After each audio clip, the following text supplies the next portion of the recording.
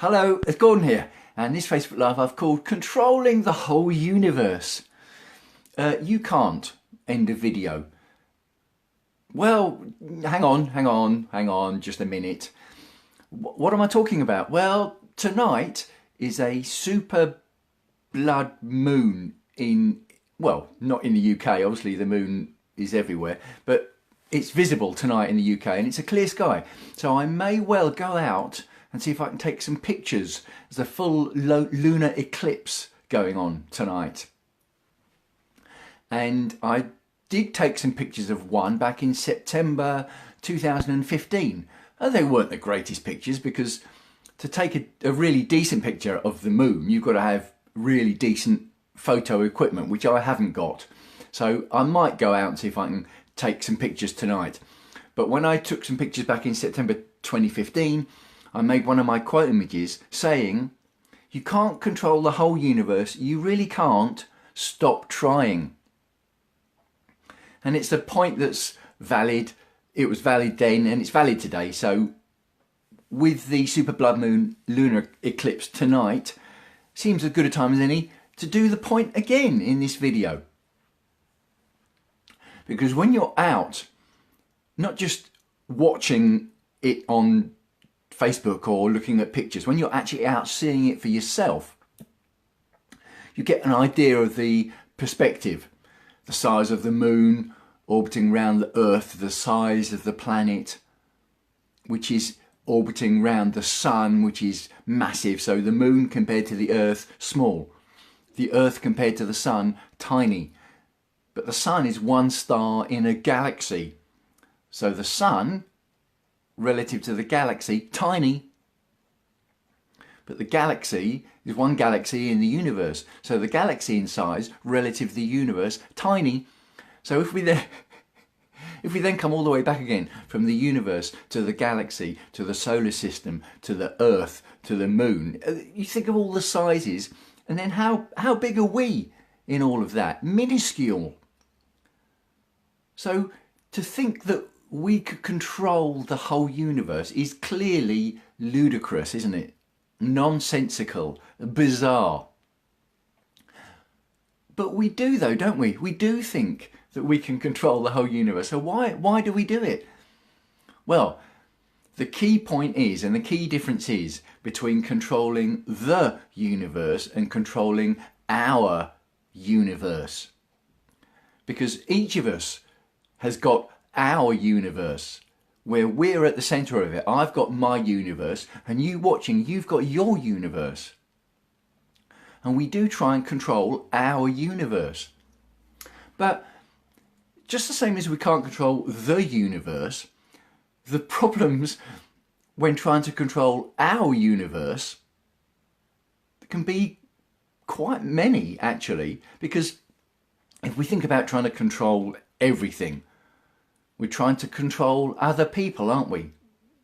We're trying to control all the circumstances. And it clearly doesn't work, does it? It might work to an extent, it might work for a short time, but in the long term, other people are going to act in a way that we don't like.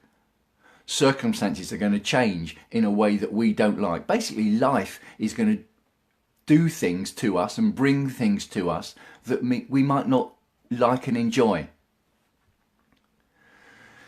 And if we try and control everything and everyone, it's stifling because we're spending all our time, all our effort, all our energy on this control, which A, doesn't work, and B, doesn't leave any space for random joys and beautiful moments and passions and things that lift our soul, that come unexpectedly into our lives, and opportunities that come and people that come into our lives unexpectedly if we allow the space for the unexpected to happen. So in order to allow the space for the unexpected to happen and to relieve the stress and the stifling nature of trying to control everything, well, the way you do that is by taking a step back and stopping trying to control everything. So, am I saying though that we should give up controlling anything at all and just let ourselves be totally buffeted by circumstance in life? Well, no, I'm not saying that, because that would be silly, wouldn't it? That's the other end of the extreme. One extreme is trying to control everything and everyone. The other end is having no control over anything or anyone, and then you will get buffeted by circumstance completely. And that's bad as well. So, it's a balance, isn't it? In any of the key areas of life: health, wealth, career, relationships and lifestyle. There's 5 of them. What we should control is what we can control. And what we can control is our thoughts and we can certainly control our reactions to our thoughts. So random thoughts that come to us, we might not be able to control them, but we can control our reactions to them. The proactive thoughts that we do generate, we can control those, and we can direct those with intention. So we can control our thoughts, we can control our words, we can always control what we say, both to others and to ourselves. And we can control our actions. And that's the key. I've spoken about action many times and will do, because action is everything. Action dictates results, doesn't it? Okay, obviously circumstance and other people are going to influence the results.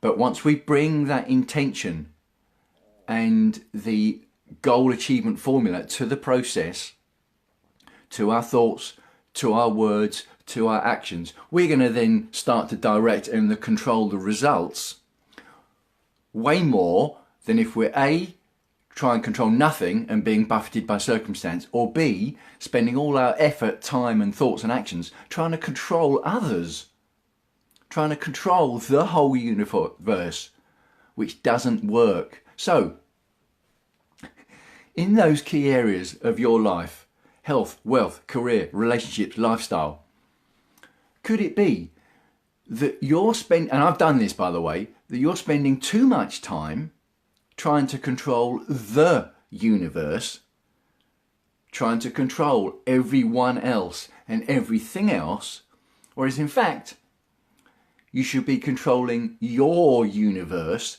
to the extent that you can, not controlling everything, but to the extent you can, your thoughts, your words, your actions. I definitely think that's the better option. Would you agree? Let me know what you think. Let me know what you think about controlling the universe versus controlling our universe. And when it comes to the super blood moon, the lunar eclipse that I'm talking about, which is happening tonight and should be visible here in the southeast of the UK, have you ever been out to take a picture of a lunar eclipse? Have you ever been out to see it? Because if you haven't, and you've got a chance to see tonight's lunar eclipse, I mean, the super blood moon is not that rare particularly, but I think a full lunar eclipse visible from the UK and a super blood moon, I think this might be the last one for 10 years. And obviously it's not always a clear sky, because guess what? We can't control that. So when it is a clear sky and it coincides, I think it's worth the effort to control my thoughts and actions and make the effort to get up in the middle of the night in the freezing cold and go and drive somewhere where I might be able to see it and I might be able to have a go at taking some photos to see what happens. So, signing off for now. Hope all is well with you. I'd love to hear what you think. If you enjoy the video, hit the like button. I'd appreciate that. Maybe leave a comment just saying hello. I'd appreciate that as well. Wishing you, as ever, health and happiness. And I will speak to you again soon.